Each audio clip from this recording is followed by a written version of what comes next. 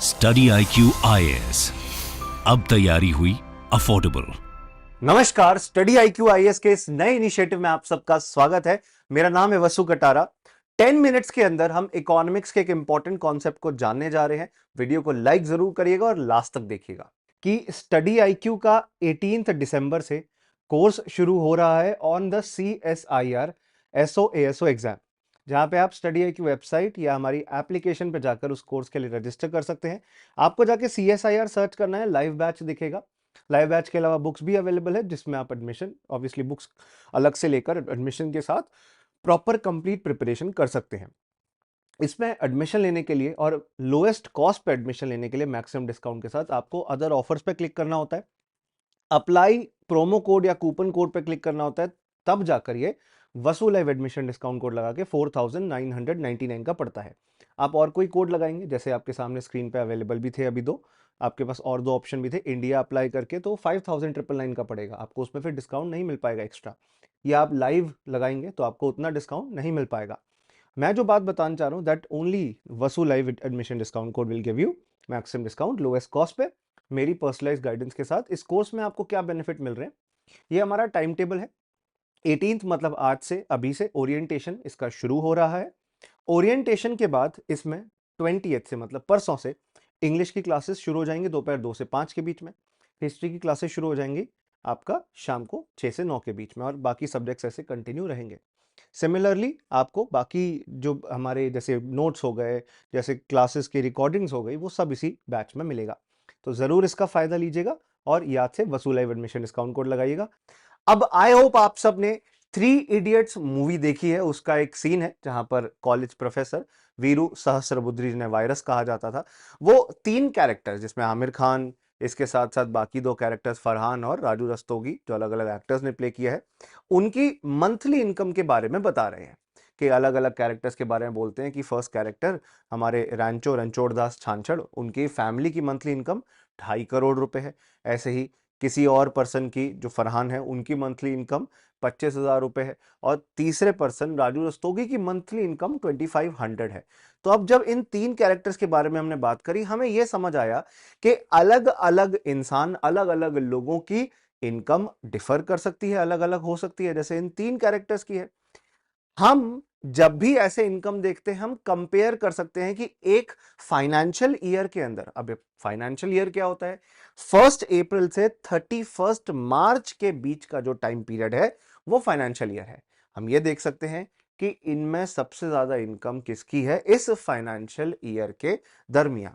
1 जनवरी से 31 दिसंबर को आप कैलेंडर ईयर कहते हैं, बट फाइनेंशियल पर्पसेस के लिए जो आप ड्यूरेशन नोट करते हैं, देखते हैं, रिव्यू करते हैं, एनालाइज करते हैं, दैट इज फाइनेंशियल ईयर का कॉन्सेप्ट। अब इस एग्जाम्पल में हमें देखने मिल रहा है कि सबसे ज्यादा इनकम आमिर खान मतलब रणछोड़ दास छांछड़ की है, मंथली इनकम। ये मैंने बात करी कि इंडिविजुअल लेवल पर जब मैं इनकम कंपेयर कर रहा था, ऐसे ही अलग अलग कंट्रीज की इनकम भी कंपेयर की जा सकती है, जिसको कहा जाता है नेशनल इनकम। नेशनल इनकम एक कॉन्सेप्ट है जिसके तहत अलग अलग मेथड्स का यूज करके आप कंट्रीज की नेशनल इनकम निकालते हैं और उन्हें आपस में कंपेयर करते हैं। सिर्फ दूसरे देशों के साथ नहीं, एक कंट्री खुद से भी कंपेयर कर सकता है। अब जैसे इंडिया है, इंडिया की नेशनल इनकम को आप अलग अलग तरीके से एक्सप्रेस कर सकते हो, जीडीपी के टर्म्स में, जीएनपी के टर्म्स में, एनडीपी के टर्म्स में और एनएनपी के टर्म्स में। जैसे किसी का वजन, किसी का वेट, आप किलोग्राम, ग्राम के अंदर, आउंस के अंदर, पाउंड के अंदर अलग अलग ऐसे यूनिट्स में एक्सप्रेस कर सकते हो। ऐसे ही नेशनल इनकम को भी आप अलग अलग यूनिट्स में एक्सप्रेस कर सकते हो। अब आखिरकार इनकी फुल फॉर्म क्या है? तो जीडीपी होता है ग्रॉस डोमेस्टिक प्रोडक्ट, जीएनपी होता है ग्रॉस नेशनल प्रोडक्ट, एनडीपी जो हमारा नेट डोमेस्टिक प्रोडक्ट है, और नेट नेशनल प्रोडक्ट है एनएनपी। मन में एक सवाल आ रहा होगा, सब में मुझे प्रोडक्ट वर्ड कॉमन दिख रहा है, तो इस प्रोडक्ट से मतलब क्या है? आखिरकार प्रोडक्ट का मतलब होता क्या है? प्रोडक्ट का मतलब, आप एक टीवी को एक प्रोडक्ट कह सकते हो, आप एक फ्रिज को एक प्रोडक्ट कह सकते हो, आप एक कार को भी एक प्रोडक्ट कह सकते हो। अब एग्जाम्पल जब हम प्रोडक्ट का ले रहे हैं, प्रोडक्ट अलग अलग कंपनीज के द्वारा प्रोड्यूस किया जाता है, चाहे सैमसंग हो, चाहे एलजी हो, चाहे hyundai हो, अलग अलग ऑर्गेनाइजेशंस इन्हें बनाती हैं और बनाकर क्या करती हैं? बेचती हैं, बेचकर पैसे कमाती हैं। अब जब भी प्रोडक्ट की बात कर रहे हैं, ये प्रोडक्ट एक चीज किसी एक रॉ मटेरियल से तो नहीं बना। इसमें टायर भी लगे हैं, इसमें सीट्स भी लगी हैं, इसमें डिजिटल इलेक्ट्रॉनिक डिवाइसेस भी लगे हैं, और इन सब की खुद की कोई ना कोई कॉस्ट होगी। हो सकता है एक टायर 8,000 रुपए का हो, एक सीट 30,000 रुपीज की, और एक इलेक्ट्रॉनिक सिस्टम 20,000 रुपीज का हो। ये सारा रॉ मटेरियल, ये सारा इनपुट इस फाइनल प्रोडक्ट को, मतलब कार को बनाने के लिए लगा है, और ये कार बिक रही है 18 लाख रुपए की। अब अगर मैं फाइनल प्रोडक्ट की भी वैल्यू और उसके अंदर इस्तेमाल होने वाले रॉ मटेरियल की वैल्यू दोनों को काउंट कर लूं, तो एक बहुत बड़ी प्रॉब्लम हो जाती है, जिसे नेशनल इनकम के कॉन्सेप्ट में प्रॉब्लम ऑफ डबल काउंटिंग कहते हैं। Double counting of national income, दो दो बार काउंट कर लिया, जो कि एक अनएक्सेप्टेबल चीज है। इसीलिए हमेशा आप फाइनल गुड्स की वैल्यू लेते हो, ना कि रॉ मटेरियल की। रॉ मटेरियल तो इस्तेमाल हुआ है किसी फाइनल प्रोडक्ट को बनाने के लिए। जब भी हम नेशनल इनकम कैलकुलेट कर रहे हैं, जीडीपी निकाल रहे हैं, तो हम फाइनल प्रोडक्ट की वैल्यू को जोड़ेंगे।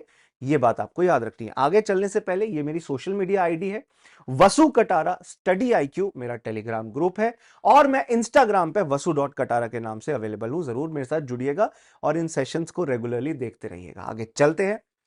आगे आपको यह जानने मिलेगा, नेशनल इनकम की proper definition, it is the total value of goods and services produced by a country in a given financial year. Produce करके जो बेच रहे हो आप, वो नेशनल इनकम के कॉन्सेप्ट में आता है। सबसे इंपॉर्टेंट कॉन्सेप्ट है मैक्रो इकोनॉमिक्स का, इकोनॉमिक्स की उस ब्रांच का जहां पे कंट्री के लेवल पर, देश के लेवल पर आप इकोनॉमिक एनालिसिस कर रहे हो। अब जब हमने बात करी थी पिछले कुछ टर्म्स की, जीडीपी, जीएनपी, एनडीपी, एनएनपी की, तो G for gross, N for net, D for domestic and N for national, ये टर्म्स बार बार रिपीट हो रहे थे। अब इनका मतलब क्या है? सबसे पहले ग्रॉस और नेट का डिफरेंस देखते हैं। आप कोई भी चिप्स का पैकेट या कोई भी पैकेट उठाते हो, उसका टोटल वजन 100 ग्राम्स का होगा, क्योंकि पैकेट का भी वजन है और उसमें काफी हवा भरी हुई है, उसका भी कोई ना कोई वेट है। बट इन रियलिटी जब उस पैकेट में से आप चिप्स या कुरकुरे बाहर निकालते हो, तो आपको पता चलता है उसका एक्चुअल वेट तो और कम है। जब आप टोटल वेट देखते हो, वो हो गया ग्रॉस वेट, और जब आप उसका एक्चुअल वेट देखते हो, नेट वेट हो गया। ऐसे ही नेशनल इनकम के अंदर ग्रॉस का मतलब होता है टोटल, टोटल का मतलब है इसमें से अभी कोई चीज माइनस नहीं करी गई है, और जब माइनस कर दोगे तो उसका मतलब होगा नेट, जो हम आने वाले लेक्चर्स में डेप्रिसिएशन को समझाते हुए बताएंगे भी। अभी के लिए आप इतना समझ लीजिए कि ग्रॉस का मतलब होता है टोटल, और नेट का मतलब है उस टोटल में से कुछ रिड्यूस किया हुआ। अब हम बात कर रहे हैं ग्रॉस और टोटल की, तो किस चीज का ग्रॉस और टोटल? कितने का हमारे देश के अंदर सामान बिका है, और सिर्फ सामान ही नहीं, सिर्फ गुड्स ही नहीं, कितने की सर्विसेज प्रोड्यूस हुई हैं। अब सर्विसेज क्या होती है? अब जैसे आप मेट्रो ट्रेन में सफर करते हो, तो वहां पर आपको एक सर्विस का फायदा मिल रहा है, आप एक सर्विस इंजॉय कर रहे हो। साल भर के अंदर 1 अप्रैल से 31 मार्च के बीच में कितने के गुड्स बेचे गए हैं, कितने की सर्विसेज सेल की गई है और उनके बदले पैसा कमाया गया है।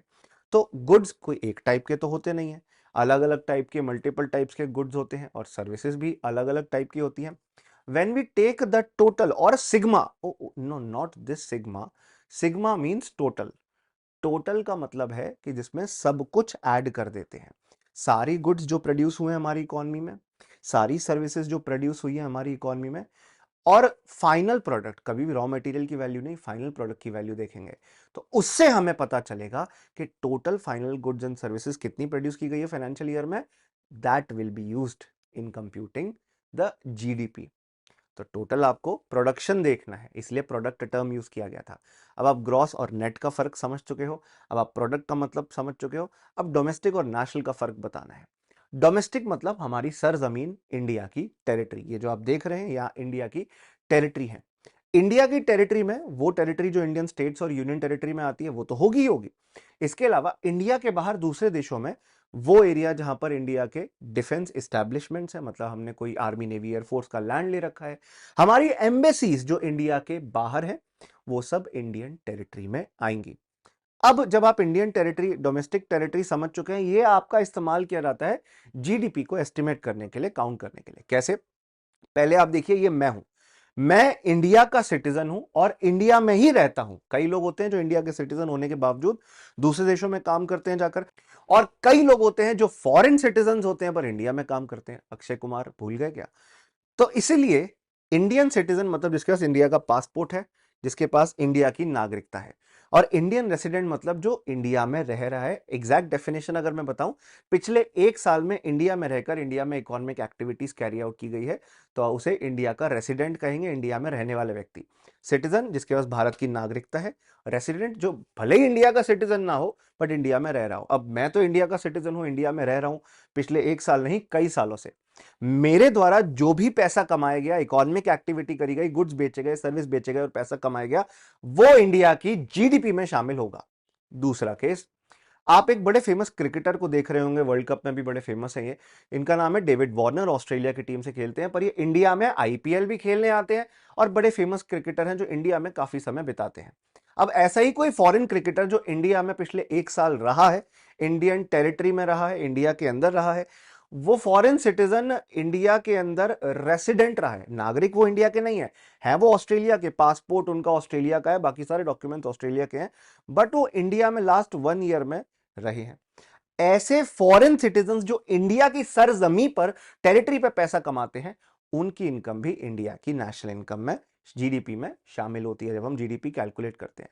नाउ द थर्ड केस जो आपको देखने मिलेगा, कोई इंडियन है, दिल्ली का है, वो चला गया श्रीलंका के अंदर। हम अपने एग्जाम्पल में इनका नाम लेते हैं राज चले गए श्रीलंका के अंदर, वहां पैसे कमा रहे हैं, भले ही वो अपने दिल्ली में बैठे हुए परिवार को पैसे भेज रहे हो, बट वो पैसा इंडिया की टेरिटरी पे नहीं, इंडिया की डोमेस्टिक टेरिटरी पे नहीं, हमारी सरजमी पे नहीं कमाया, श्रीलंका की सरजमी पे कमाया है, और भले ही वो इंडिया वापस भेजा गया हो, वो इंडिया की जीडीपी में नहीं काउंट होगा। सो इन दिस वे, जब आपको मैंने एग्जाम्पल देके बताया, कोई भी इंडियन सिटीजन जो इंडिया में ही रह रहा है, इंडिया में ही पैसा कमा रहा है, उसकी कमाई गई इनकम इंडिया की जीडीपी में शामिल होती है, साल भर में कितना पैसा कमाया देखा जाता है। कोई भी फॉरेन सिटीजन इंडिया में रह रहा है, इंडिया में कमा रहा है, चाहे भले ही वो पैसा बाहर भेज देता हो, वो इंडिया के नेशनल इनकम का पार्ट आपको देखने मिलता है। और कोई इंडियन रेसिडेंट अगर बाहर गया, वहां पैसा कमाया, चाहे भले ही इंडिया में भेजा हो, that is not considered to be part of India's GDP और नेशनल इनकम, जो कि आप इस डायग्राम के माध्यम से भी देख सकते हैं। सिटीजन्स को हमने 2 हिस्सों में बांट दिया ना, या तो इंडियन हो गए या तो फॉरेनर हो गए, मतलब या तो इंडिया का पासपोर्ट या तो किसी और देश का पासपोर्ट है। और रेसिडेंसी को भी 2 हिस्सों में बांट दिया, या तो इंडिया में रह रहे हो या इंडिया के बाहर ही रह रहे हो, इंडिया के बाहर चले गए हो। तो जब भी आप नेशनल इनकम अकाउंटिंग के अंदर डेटा इकट्ठा करते हैं, प्लीज याद रखिएगा, रेसिडेंट एक ऐसा व्यक्ति है जो इंडिया में नॉर्मली रहता है, 1 साल या उससे ज्यादा इंडिया में रह रहा है, भले ही वो दूसरे देश का सिटीजन हो। फॉरेन सिटीजन भी इंडिया में रह सकते हैं, कोई ऐसा उनके ऊपर बैन नहीं होता, दे आर अलाउड, और उनकी इनकम मानी जाएगी कि इंडिया में कमाई गई है फॉर एस्टिमेशन ऑफ जीडीपी, क्योंकि इंडिया में इकोनॉमिक एक्टिविटी करी, यहीं से पैसा कमाया। तो जब भी आप नेशनल इनकम की बात करेंगे, ग्रॉस डोमेस्टिक प्रोडक्ट के अंदर वो टोटल इनकम आएगी जो आपने फाइनल गुड्स एंड सर्विसेज बेचकर, प्रोड्यूस करके कमाई है एक फाइनेंशियल ईयर में इंडिया से। चाहे आप इंडियन हो, चाहे आप फॉरेनर हो, इंडिया में रहना होना जरूरी है। You should reside in India. Indian resident मतलब यहां रहना होना जरूरी है, और वो पैसा हमारी सरजमी में कमाया गया हो। फाइनली इसका आपको क्लियर आंसर मिल चुका है कि फर्स्ट 2 केसेस की इनकम जीडीपी में शामिल होगी, थर्ड पर्सन की इनकम जीडीपी में शामिल नहीं होगी, भले ही उनकी इनकम जीएनपी में शामिल हो सकती है, वो अलग कॉन्सेप्ट है जो हम एक अलग वीडियो में बात करेंगे। So in this video we understood what is GDP. साल भर में जो भी पैसा गुड्स एंड सर्विसेज बेच के कमाया इंडिया की टेरिटरी पे, चाहे आप इंडियन हो चाहे आप इंडियन ना हो, पर इंडिया में रह रहे हो, तो वो कमाया गया पैसा इंडिया की ग्रॉस डोमेस्टिक प्रोडक्ट, जो कि नेशनल इनकम का एक टाइप है, उसके तहत आता है। आशा करता हूं आपको ये समझ आया हो।